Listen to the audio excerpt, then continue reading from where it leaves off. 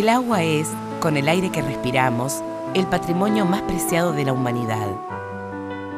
Hasta hace pocos años, el hombre creía que el agua pura no le faltaría nunca, ya que era abundante y de buena calidad. Pero en los últimos años, esta creencia ha cambiado. Mientras la demanda de agua aumenta en forma sostenida, los principales ríos y lagos del mundo se han ido contaminando.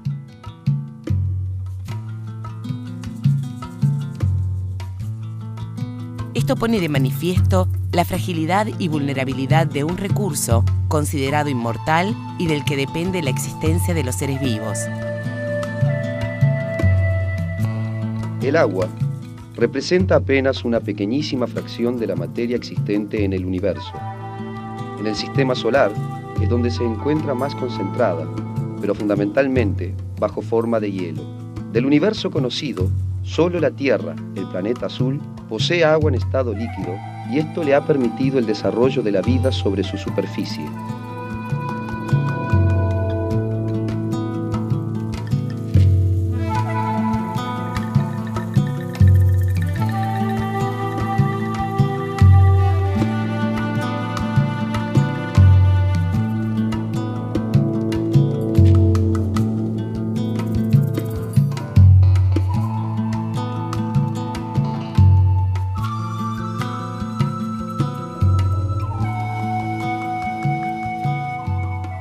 El agua se encuentra presente en la Tierra en sus tres estados físicos: sólida, en el hielo de los casquetes polares y glaciares; líquida, en los océanos y continentes; y como gas, en las nubes y el aire.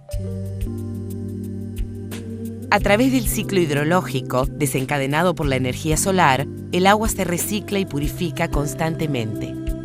Mediante el proceso de evapotranspiración, las plantas, los suelos y los océanos liberan vapor de agua hacia la atmósfera. Al ascender, el aire húmedo se enfría y condensa en forma de nubes. Por acción de la gravedad, el agua cae a la superficie en forma de lluvia, nieve o granizo. Parte del agua caída vuelve a sufrir el fenómeno de evapotranspiración, otra se infiltra en el suelo y el resto escurre por la superficie hasta llegar nuevamente al mar. Del total de agua del planeta, el 97,5% es agua salada.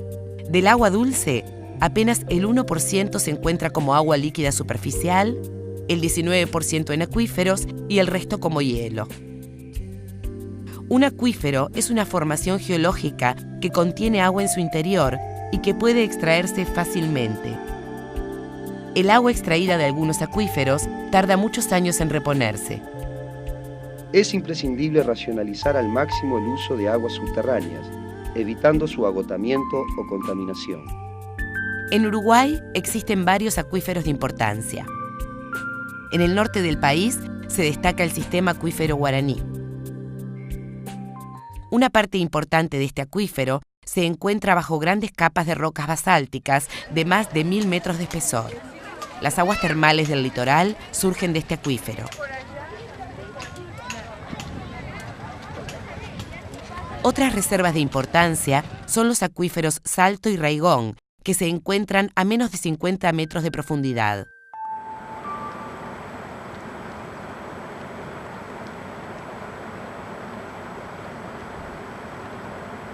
Solo una pequeña fracción del agua dulce escurre por la superficie del planeta. Una parte importante de esta es utilizada por el hombre antes de ser devuelta al mar.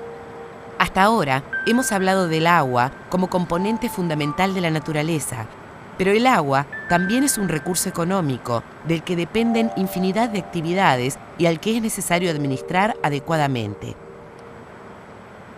Hay actividades que utilizan el agua sin alterar su estado y sin consumirla, como la generación de energía eléctrica.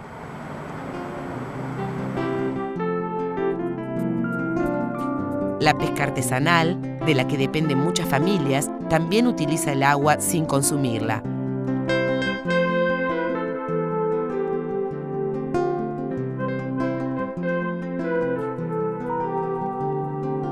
Es fuente de esparcimiento y de descanso. Y es utilizada para la navegación.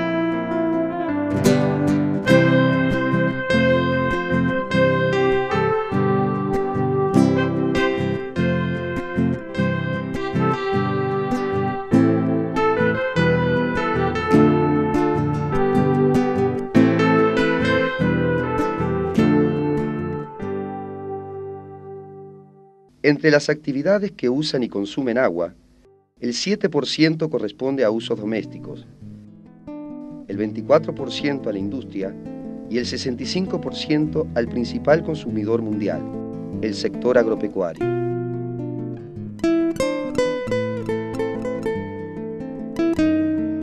El agua es un insumo imprescindible en la producción de alimentos. Tanto la cantidad como la calidad de las cosechas dependen en gran medida de la disponibilidad de agua.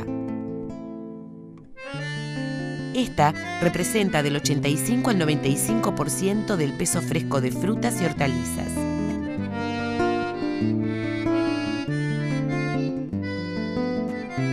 Una planta de maíz necesita absorber 600 litros de agua para producir 1 kilogramo de materia seca. En Uruguay, normalmente se producen excesos de agua en invierno, donde se saturan los suelos y el agua suele desbordar ríos y arroyos.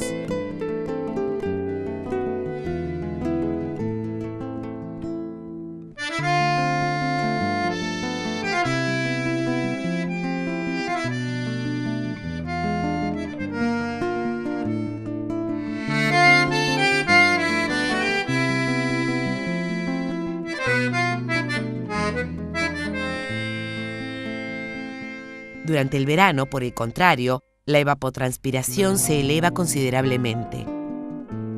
La lluvia y las reservas del suelo muchas veces no alcanzan para abastecer de agua a los cultivos. El riego, aplicado en cantidades y momentos adecuados, permite a las plantas desarrollar su potencialidad productiva. Pero no siempre el suministro de agua se realiza en forma eficiente. Menos de la mitad del agua de riego es efectivamente utilizada por el cultivo. Las mayores pérdidas de agua se producen en los canales de conducción y en el mojado de suelos que no son alcanzados por las raíces. Salvo en el cultivo de arroz, que requiere la inundación del suelo, en el resto de los cultivos se tiende a aplicar sistemas de riego cada vez más eficientes. En el riego por goteo, por ejemplo, se hace llegar el 95% del agua hasta las raíces mismas del cultivo.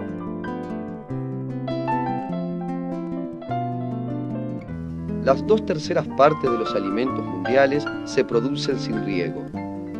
También en estos cultivos es necesario mejorar la eficiencia en el consumo de agua.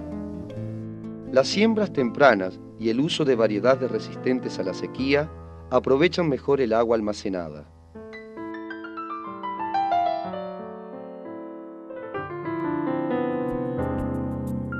Existen otros sectores, llamados transversales a los recursos hídricos, que sin ser usuarios directos del agua, inciden en su calidad.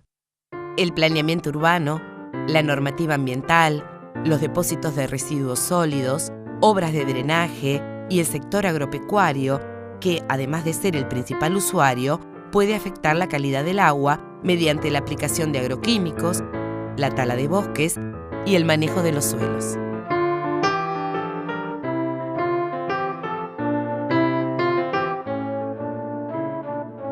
Debido a que disuelve lo soluble, diluye los tóxicos y disimula lo que se hunde, el agua se utiliza para evacuar todo lo que molesta.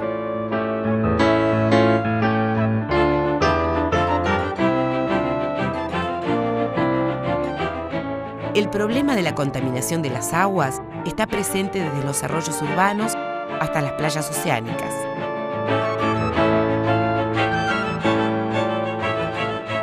Los residuos industriales no tratados, arrojados a los arroyos, son causantes de contaminación con metales pesados, tóxicos y materia orgánica. La instalación de piletas de decantación para el tratamiento de estos efluentes disminuye sus niveles contaminantes.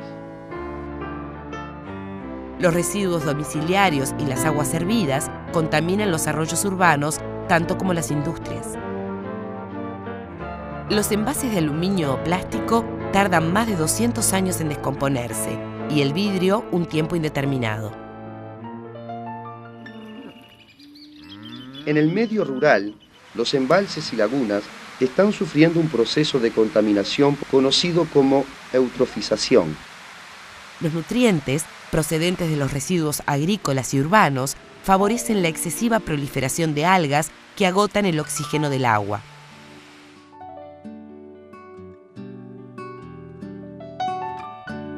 En una cuenca hidrográfica, sus habitantes están relacionados entre sí y pueden perjudicarse mutuamente. Los excesos de fertilizantes y plaguicidas agrícolas, los efluentes industriales y las aguas servidas de las ciudades van a parar a los mismos ríos y acuíferos de los que se extrae el agua para el riego y el consumo.